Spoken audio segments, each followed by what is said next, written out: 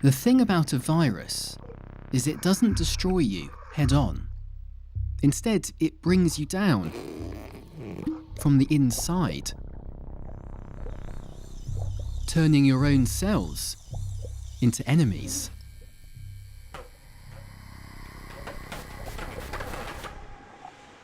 This story is about a virus created 5 decades ago by a government to slowly and methodically poison its enemies. But it's not a biological virus, it's more like a political one, and chances are you've already been infected. And yes, it's also a story about this guy, and a term he likes to think he invented. Really, the word, I think one of the greatest of all terms I've come up with is fake. I guess other people have used it perhaps over the years, but I've never noticed it. It's only been around for a few years, but you're probably as sick of it as we are. Well, the thing is, it's actually really old. It's just that once, it went by a very different name. Активные мероприятия. If you feel like you don't know who to trust anymore, this might be the thing that's making you feel that way. If you feel exhausted by the news, this could be why. And if you're sick of it all and you just want to stop caring, then we really need to talk. Ready?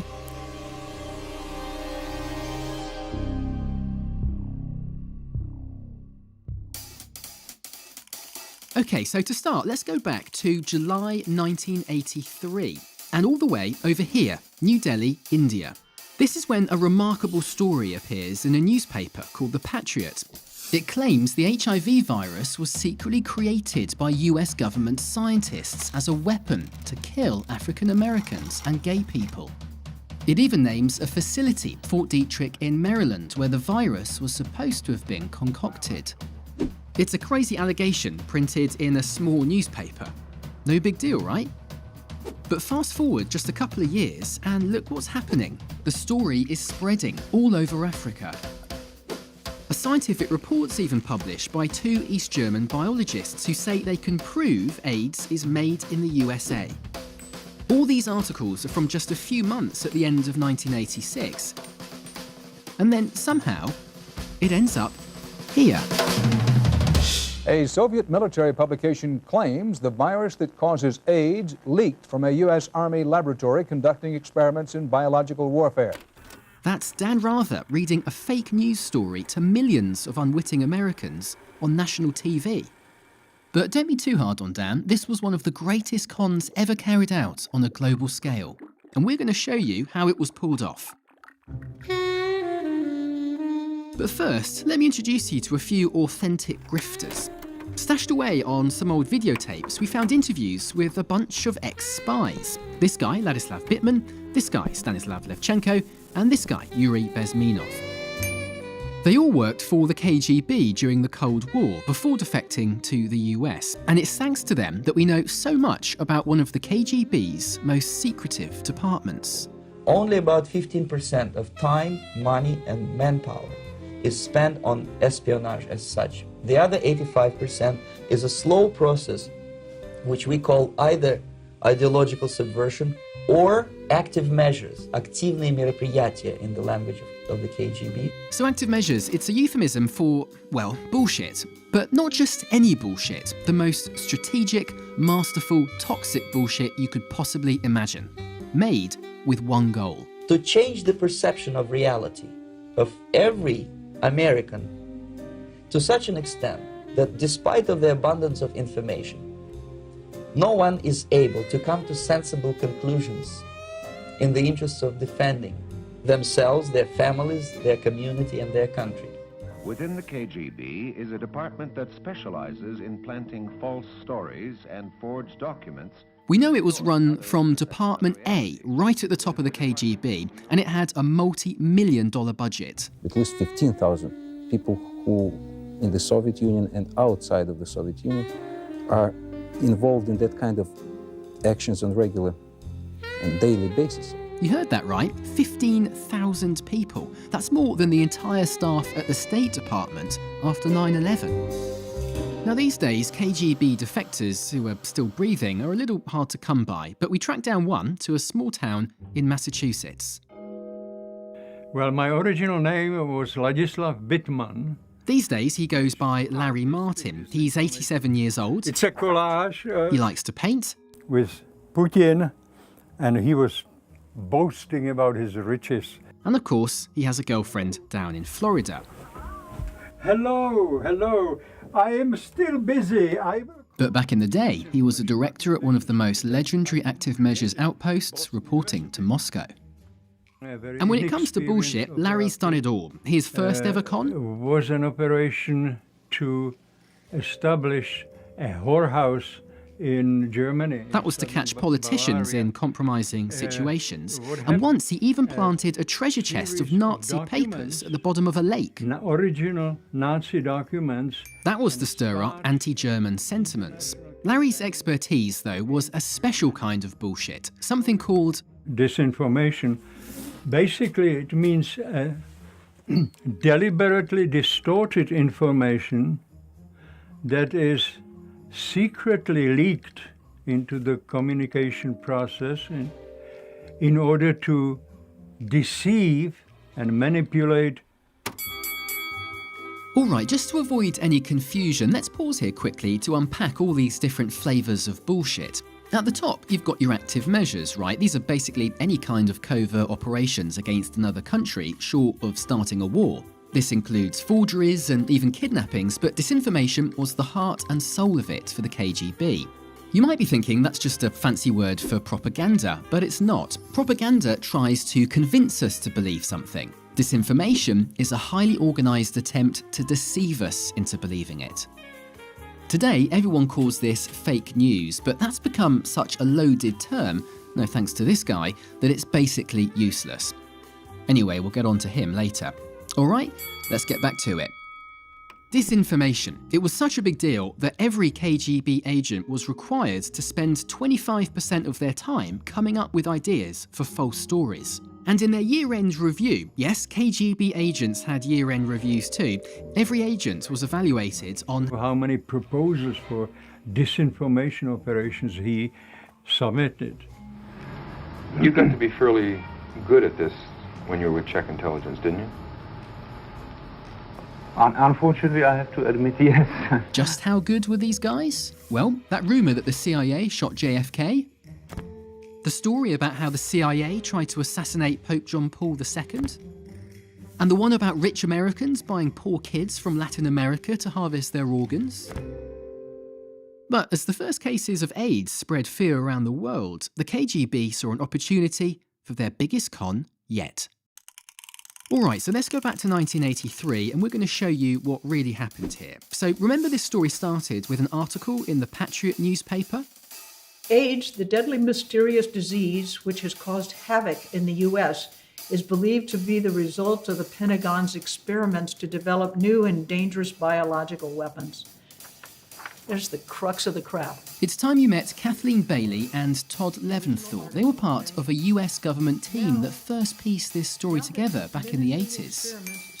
This is just the perfect example of a very effective disinformation campaign. Well, almost perfect. There are some obvious grammar mistakes here which tip off experts like Kathleen. Like in English, we'd say flu virus, not the virus flu. It's written by a non-native English speaker, and it probably was written by a Russian language speaker. They said, oh, the Indian newspaper, the Patriot, which we knew the KGB used this as an English language newspaper as a way to get stories out. This was a classic Soviet tactic. Oleg Kaluchin's another ex-KGB agent we found. He told us they'd always try and place the story in a third world country, somewhere like, say, in India, Thailand, where journalists could be easily tricked Japan, or bribed. That gave the story acceptability when nobody was searching about the origin. The KGB let the story go quiet for a couple of years after India, but with AIDS still making scary headlines in '85, they revived it, this time in a prominent Moscow newspaper. And the source for this story? You guessed it. It's brilliant, really. They've repeated the story, but concealed their hand, distancing themselves from the lie they started. So we're now into 1986, and the KGB want to add gravitas to this lie. So they look around for a scientist, a human face, someone who could back up the lie with data. And, no joke, this is the dude they found. This is Dr. Jakub Segal. Remember I said the report had 2 authors? Well, here comes the co-author now. It's his wife, Lily. Believe it or not, these two wrote that report that claimed to have evidence AIDS was created in a US government lab. This scientific gobbledygook. And, you read this stuff and who can understand it, but it purports to be proof. The thing is, it worked. The KGB made sure the Segal report was read by journalists all over Africa, and they kept on pushing it until it went, well, viral. It appeared in 200 reports in 80 countries. Even the Daily Express in London runs with it. And finally, on March 30th, 1987, the KGB hits the jackpot. A Soviet military publication claims the virus that causes AIDS leaked. This campaign had a KGB code name. They called it Operation Infection.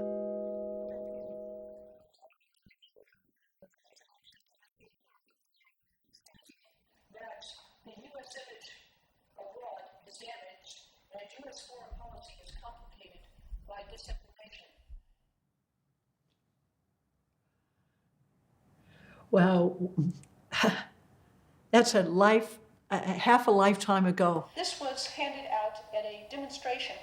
I was so angry that they accused the United States of creating the AIDS virus because I knew how effective that was going to be as a tool against us.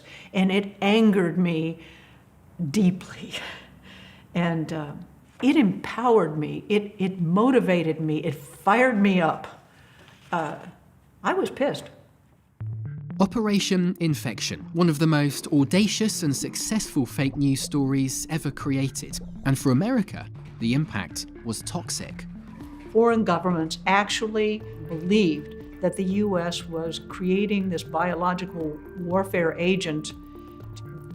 For them to think that damages their view of the United States, not only as a culture, but it taints all of our policies. It's in the backs of their minds every time they discuss anything with us. Now, with so much at stake, you might be wondering what the US response to all this was.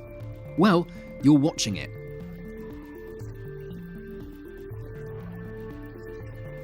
Kathleen and Todd were both part of something called the Active Measures Working Group. Nicknamed Truth Squads, it was a team that tracked and tried to expose Soviet disinformation. Everybody was working part-time on the issue. It was not funded lavishly. We all sat around a table once every week or two, and those who could volunteer the time to come in did. Yep, that's right. In the face of thousands of KGB agents with a multi-million-dollar budget, we had some part-time workers propping up poster boards on C-SPAN. I see that it wasn't very well attended, and I remember that now that I see this, but it did have an impact. They didn't have the budget all the time, but they were motivated by truth and did what they could, responding to the fire hose of falsehoods, calling them out, one lie at a time. So they were working at this day after day after day. I think we were kept busy just knocking these things down. But repeated exposure didn't just lead to a couple of article corrections. Kathleen's report exposing and debunking Operation Infection made its way right to the top of the Kremlin, into the hands of Soviet leader Mikhail Gorbachev himself. Secretary of State George Shultz was in the room when Gorby read it. And you're spreading all this bum dope about AIDS and the United States pushing it. I said, come on. So we had a good heated exchange. And there's nothing wrong with that.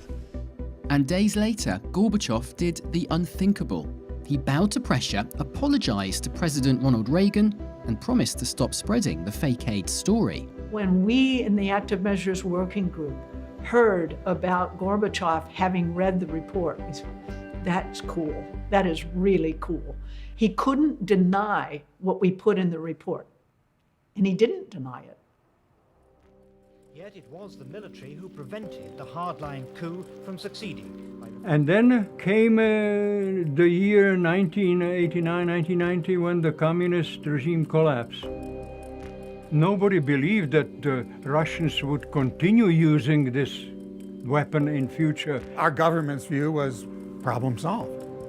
As the Soviet Union was collapsing, Todd wrote this final report for Congress, a warning that would fall on deaf ears. The formidable Soviet active measures and disinformation apparatus, which has manipulated world opinion for decades, has disintegrated. But many large fragments of their apparatus continue to exist and function, for the most part now under Russian rather than Soviet sponsorship. Don't forget, KGB agents spent 25% of their time creating disinformation. And that was true of the entire agency during the Cold War, including a young agent from St. Petersburg who enrolled into the KGB in 1975, and who would one day go on to greater things.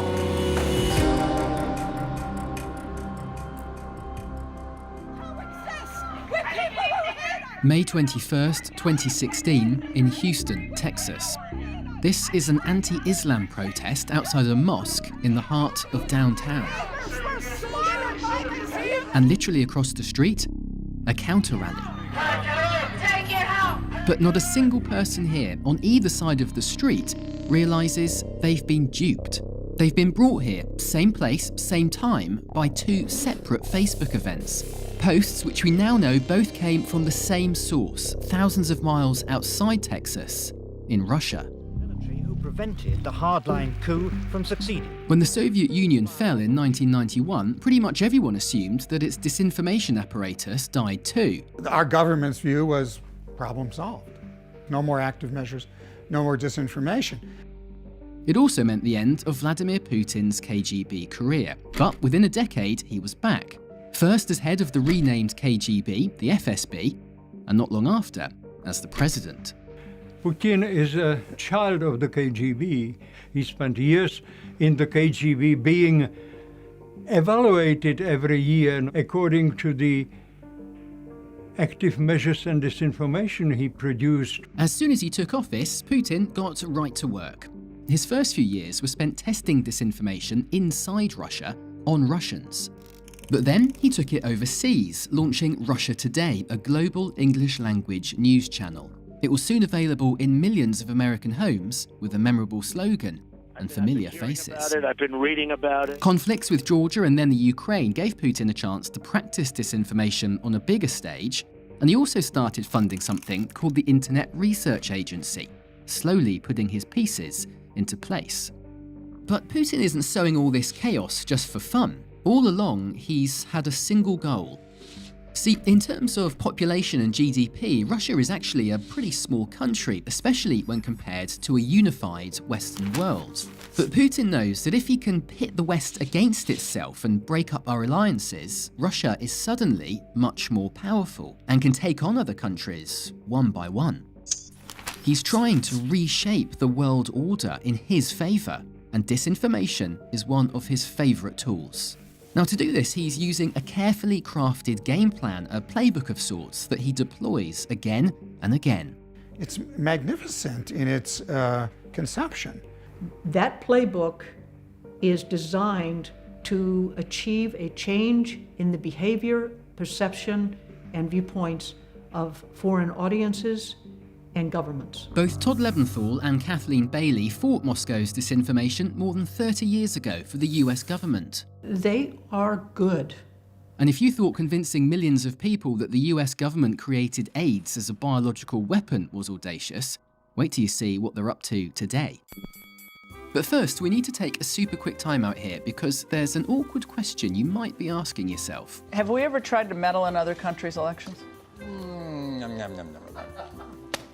Yes, America is no stranger to interfering in other countries. The US has attempted to influence elections around the world for years. But when it comes to disinformation, Russia is in a class by itself with unmatched scale and sophistication. And unlike the US with its myriad of investigations, Russia does it without even a shred of public or historical accountability. We must never allow the end to justify the means. Okay, time in. Now, do you remember Pizzagate? The one about Hillary Clinton running a child sex ring from the basement of a pizza parlour? It was everywhere just a few weeks before the 2016 election, and even inspired a believer to turn up at the restaurant with a gun. A shooting in a DC pizza restaurant that was tied to a fake news story. But that whole story was a classic Soviet-style con, straight out of the playbook. Look, there's the playbook, and it's been a playbook that's been around for a very long time. And so they're using that toolbox in order to try and get what they want. So it's a textbook thing that they've known about for 20, 30 years and actually taught as part of their tradecraft. So this textbook, toolbox, playbook thing, whatever you want to call it, the experts we spoke to kept talking about it on these terms. Ed Lucas has studied Russia for decades, first as a journalist and now as a disinformation analyst. Dr. Claire Wardle's an authority on internet verification at Harvard. She's been tracking online lies since 2008. And this is Clint Watts, former FBI and military. He's been shouting from the rooftops about disinformation for years. With the help of our experts, not to mention our spies and our detectives, we've reverse engineered the 7 commandments of Russian disinformation, a time-tested, step-by-step recipe to creating the perfect fake news story.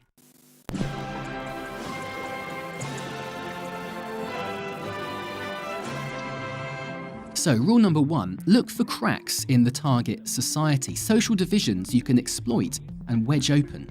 They look for economic, social, demographic, linguistic, regional, ethnic, any sort of division. And how can we actually emphasize those divisions and actually make people lose trust in one another? It's just like being a doctor. You have to understand a patient. Oh, he's got a bad knee, he's got a sore hip, he's got a disease that causes weakness here. But instead of trying to make it better, we try to make everything worse. Rule 2, create a big, bold lie, something so outrageous no one could possibly believe it was made up. Also so egregious that if they could get people to believe it, it would be totally damning. Rule number 3, wrap that lie around a kernel of truth.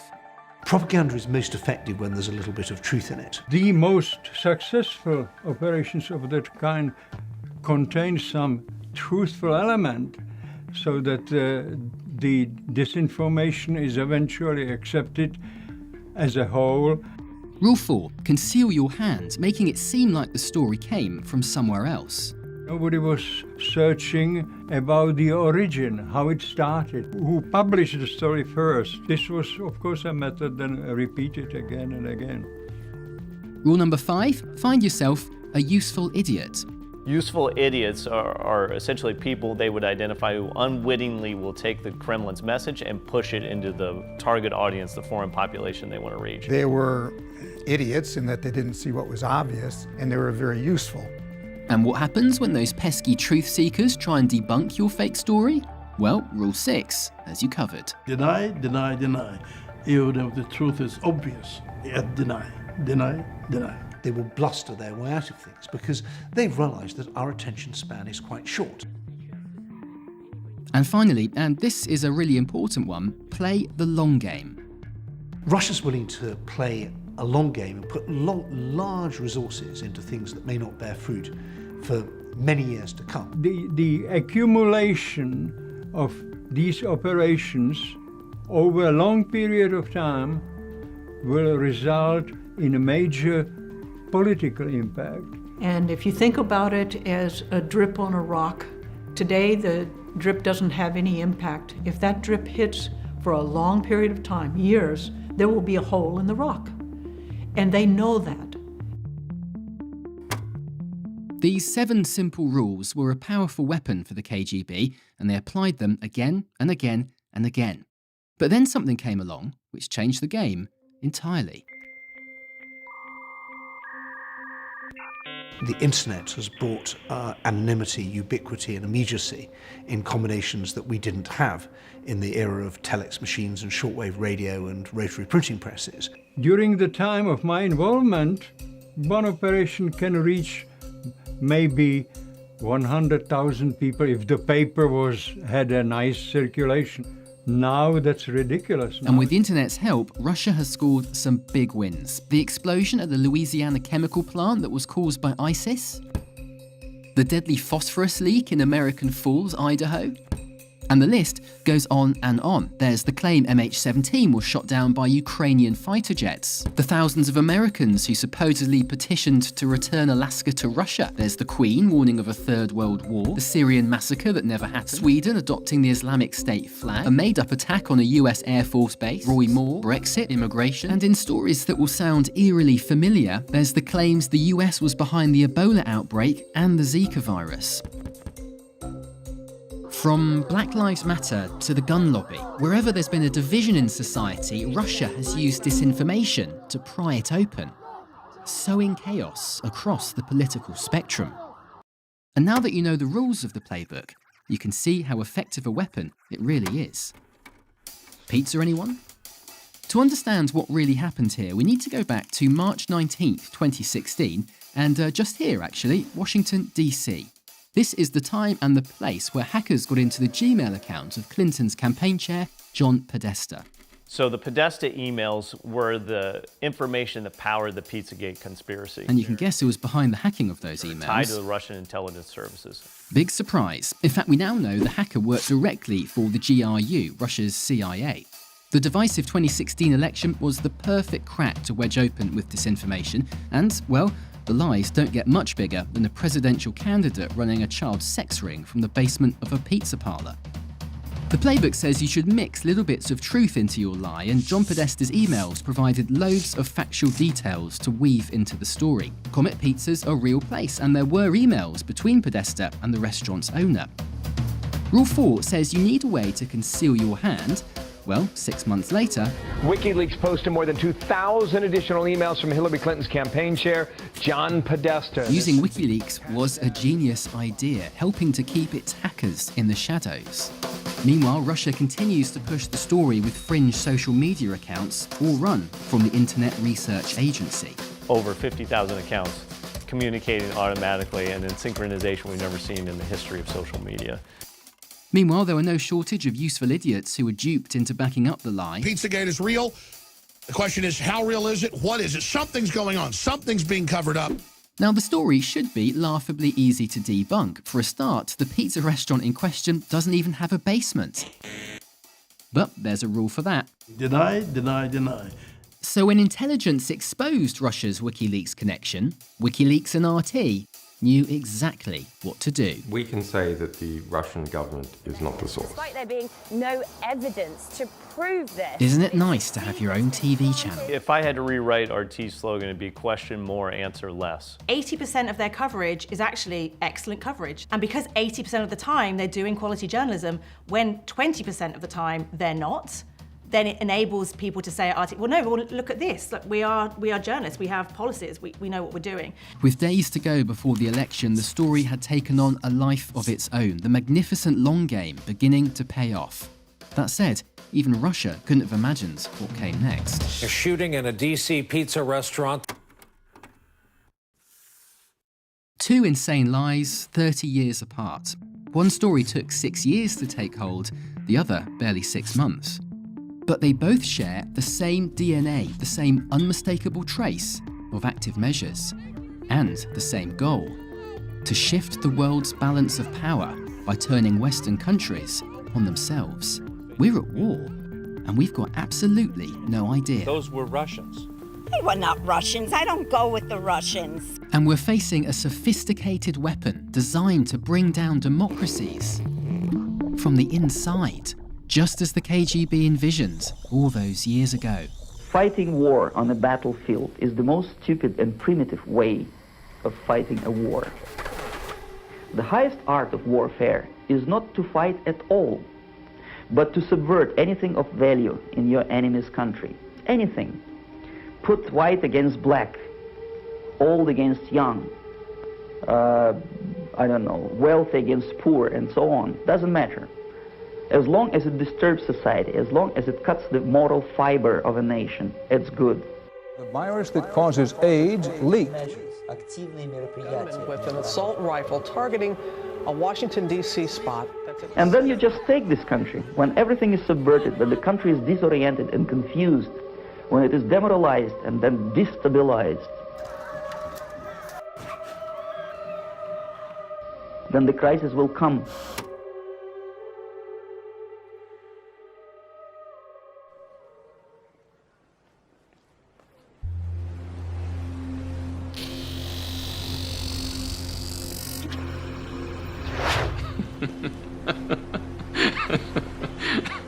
It's time to fight back against disinformation. But these are the people leading the charge. Can you please explain to us the difference between a bot and a troll? Is Twitter the same as what you do? You can look at a lot of gray hair and realize that my technology capabilities are very shallow. Not very encouraging, is it? But this isn't the first time the US government's been asleep at the wheel on this. Mr. Allen, how can we compete with this communist propaganda? You know now that Russia's been attacking the US like this since the 50s, but did you know that for the first 30 years of that, no one in the US government took it seriously? There was not a very high awareness of disinformation or active measures. So there was a tendency to want to keep the waters smooth. They use all the means of communication. The thinking went, if you respond to a fake story, you dignify it. I don't think we grasped it intellectually. Then, in 1980, a new cowboy rode into town. Ronald Reagan, his point of view was, we ought to be bold, we ought to tell the truth. Truth ought to be put front and center, and that if somebody were speaking the opposite, we ought to expose it. Presidents are very important. To the danger of espionage is added active measures designed to subvert and deceive, to disinform the public opinion upon which our democracies are built. Reagan created the Active Measures Working Group, you know, that government truth squads, which Kathleen Bailey led from 1985 to 87. I came at the problem believing that I could grab the tiger by the tail and whirl it over my head. I was going to win. They brought down the AIDS myth, Operation Infection, one of the greatest disinformation campaigns ever created. Proof that the best defense against disinformation is exposing it. Well, actually, it's not that simple. And I know the government administer AIDS. Decades later, surveys have found that millions of Americans still believe AIDS was cooked up by the US government. The lie lives on. In our music, on TV. My parents believed the government created HIV in a lab, and the CIA spread it in the prisons to kill blacks and gays. In comics, on YouTube, even in churches. Weaponize pathogens to hit selected groups of humans. Fighting disinformation, it's like a nightmarish game of whack-a-mole. No matter what you do, the lies just keep popping up. All of which makes us wonder, do we really stand a chance against disinformation? Or is this a virus that can never be cured?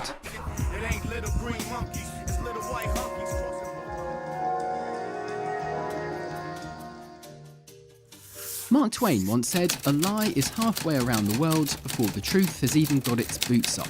Except, even that's a lie. That quote's been attributed to loads of people. But whoever said it was right. We know now, empirically, that lies do have an unfair advantage over the truth, spreading further and faster, gaining traction every time they're repeated. Repetition is part of the game, and the more a bad story is repeated, the more real it becomes to everyone. But Twain's around the world part is also true. This is a global problem. In Iran, the government's deploying their own version of the Soviet playbook, calling their operation Nifaq, which is Farsi for discord. Myanmar's been brewing up endless conspiracy theories to justify ethnic cleansing. And in Pakistan, the establishment sees CIA plots everywhere.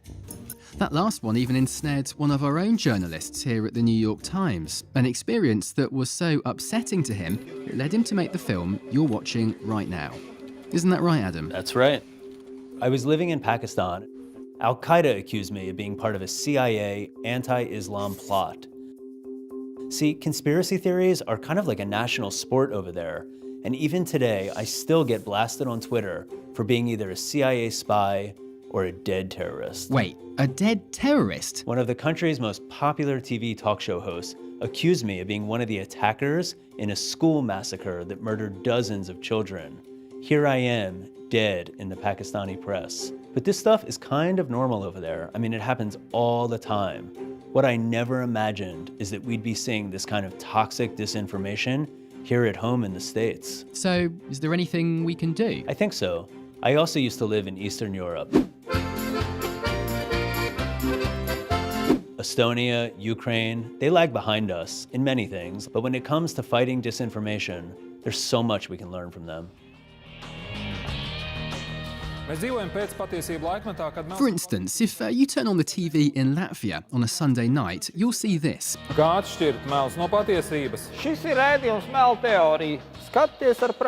primetime show all about Russian lies. In the same slot where we'd be watching American Idol, folks in Riga are tuning in to watch the latest disinformation be systematically described, debunked, and destroyed. And it's not just Latvia. Ukraine has a bilingual Stop Fake News show broadcast by dozens of TV stations. Disinformation never stops, and neither do we. Welcome to Stop Fake. The Czech government monitors disinformation as a form of terrorism. Lithuania has thousands of volunteer cyber warriors. They call them elves, who relentlessly troll the Russian trolls. And in Estonia, there's a kind of digital national guard, thousands of volunteers who, among other things, fight disinformation. The countries that have been exposed to this the longest are the best at dealing with it. They see things we don't see, they smell things we don't smell. Meanwhile, back here, we're just learning the hard way what happens when we don't fight back. The Pizzagate conspiracy, no journalist was going to actively debunk that because they didn't think that anybody truly believed that. We now know that they did, and actually it seems that we should have done more coverage during the election, that there was a rumour circulating and let's debunk it. So this is the prescription, right? Fact-checking, media literacy, engaged citizens rallying around good journalism to create a culture of critical thinking. Who we kidding? Media literacy is great and all, but we need something way stronger. And for that, we've got to talk about the responsibility of this guy. Facebook, Twitter, Instagram, YouTube. They were designed primarily by a group of quite young people, mostly men, on the west coast of the US, in Silicon Valley. I think there's a lot of people who went into the tech industry because they were very, very good at tech, not because they were good at civics or political science. And they really believed that they were building technology that would connect the world and would actually be a positive force in society. Well, naivety eventually morphed into flat-out denial. Do you solemnly swear to tell the truth? The platforms have spent years shamefully ignoring information warfare. The ads and posts we are here today to discuss. The number of accounts we could link to Russia, relatively limited. Comparatively small. We're a very small fraction of the overall content on Facebook. There's still a level of astonishing kind of political and cultural illiteracy where they think connecting people is good. So what exactly are they supposed to be doing? Well, there's no silver bullet, but there are a ton of ideas for things they could be doing, from improving transparency about who's paying for posts, to fighting anonymity. Is there a real person behind this account? Is there a real person behind this platform? To helping us know whether we can trust what we're reading. A nutritional label on sources in your Google search findings. And getting serious about punishing violators. We didn't take a broad enough view of our responsibility, and that was a big mistake. And it was my mistake, and I'm sorry. Now, companies like Facebook have recently been taking some baby steps along these lines. But don't get your hopes up. Social media platforms are dependent on the emotional, hyper-partisan stories that make great disinformation. The bottom line? Their business models are riddled with perverse incentives. If I'm Twitter and I have shareholders to keep happy, and I have to go back to my shareholders and tell them how many active monthly users I have, and the truth is that 22% of them are not human, I don't actually want to tell my shareholders that. I want to give them a lovely big number that means that we still have value and that we still make money. And that's the problem. Asking just isn't enough. We've got to force the platforms to change. And that means regulation. That's right, it's time for Uncle Sam to get in the game. The problem is, Uncle Sam knows how to mobilise when we get attacked like this. But when the warfare is digital, well, you know. There are days when I wonder if the Facebook friends is a little misstated. It doesn't seem like I have those every single day. How many data categories do you store? Does Facebook store? Senator, can you clarify what you mean by data? Well, these are the people who are supposed to be protecting you from information warfare. Do you store any? Senator, I'm not actually sure what that is referring to. Yeah, so I've testified 5 times to the Senate, either about terrorism or Russian active measures. There is a very diverse level of understanding of social media. Have people say, well, yeah, because my 13-year-old son, you should see how he uses it. Now, my son Charlie, who's 13, is dedicated to Instagram, so I feel very fortunate that I have not had to go to the House to testify. I think it'd be a giant waste of time. To disinform the public opinion upon which our democracies are built. History tells us that the fight against disinformation starts with strong leadership. And I've got to tell you, we've been let down on this for a long time. Now, I'm not talking about him just yet. I'm talking about him. Americans and Russians share common interests that form a basis for cooperation. It was really hard to get the Obama administration to take Russia seriously as an issue. We could have looked at sanctions earlier. We could have talked about measured cyber counterattacks or even diplomatic negotiations. But that didn't really happen. The Obama administration kind of got played into a box by recognizing it too late. Obama actually signed an executive order to counter foreign disinformation, but he was so obsessed with the threat from ISIS, its mandate only covered terror groups. State actors, like Russia, were free to carry on unimpeded. To his credit, Trump actually reversed this, and some people in his administration are talking tough. Russia is known for its disinformation campaigns. But the higher up you go, let's just say the less enthusiasm there is. The point is, if it's their intention to interfere, they're going to find ways to do that. We can take steps we can take, but this is something that once they decide they're going to do it, it's very difficult to preempt it. So what has been done? Well, Congress put aside $120 million to fund our defense against disinformation. The Trump administration sat on it silently for 18 months, and when they did release it, they gave just a third of it. Not much of a counterstrike, is it?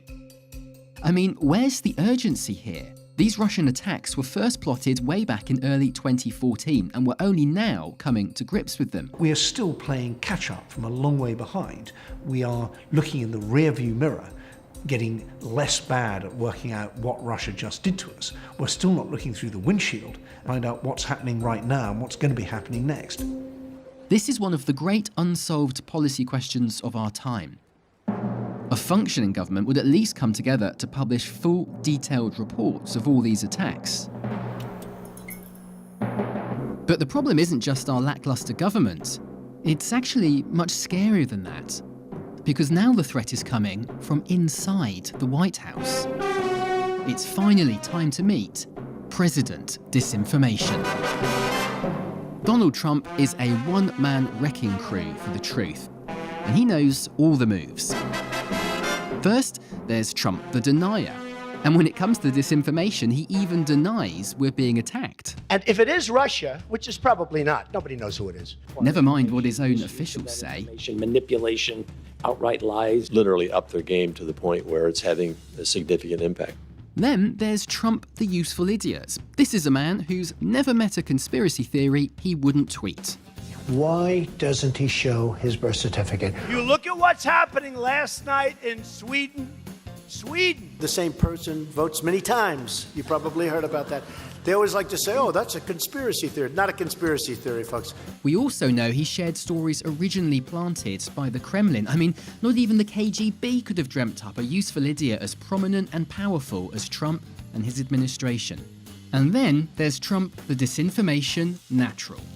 He doesn't just regurgitate this stuff, he invents his own. It was the biggest electoral college win since Ronald Reagan. I said, wait a minute, there's a lot of wiretapping being talked about. We've signed more bills, and I'm talking about through the legislature, than any president. ICE, they actually liberate towns. They liberate towns. We have become an energy exporter for the first time ever just recently. It's weird, but this is somehow worse than the Cold War. Back then it was just us versus them. But now, it's us versus them, and us versus us.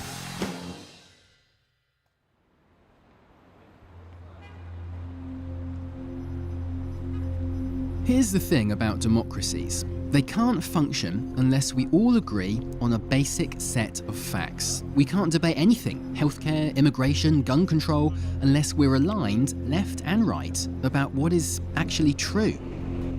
Disinformation pollutes those waters, confusing us so we end up debating facts instead of discovering solutions. And as we spiral downwards, together, our adversaries applaud from behind the curtain. And here's the kicker. The things that make democracy good, living in an open society with a free press and political diversity, those are the things, weirdly, that make us vulnerable. Any country with an authoritarian leader and limited freedom of speech, they're the ones with the advantage right now. Which kind of raises the question that maybe only history can answer. Can the good guys ever win? You absolutely never win. Never. This problem is going to get a lot worse before it gets any better. The next few years are going to be worse than the last few years. And they will continue using it, regardless of what we say here in the discussion, regardless of the outcome of the discussion and investigation. But we will not always be losers in this game. There will be victors here and there. It's only when we quit the game, quit trying to expose them, that we lose. As long as we can expose them, they're losing. It's like an exhausting, never-ending game of whack-a-mole, but we've got no choice but to play. We've got to fight disinformation as best we can, whenever and wherever it rears its ugly head. We're in this for the long haul, whether we like it or not. This was the largest audience to ever witness an inauguration, period. In the mysterious murder of former DNC staffer Seth Rich. And there were the masterminds behind the Bowling Green massacre. Who apparently was assassinated at 4 in the morning. The president still strongly feels that there was a large amount of voter fraud. The 9/11 hijackers are alive and well. People who are behaving like actors. The murder rate in our country is the highest it's been in 47 years. You had the NATO base in Turkey being under attack by terrorists. This is the greatest overreach and the greatest abuse of power. This video that you linked to appears to be a hoax. All we did was put out what he had on his internet.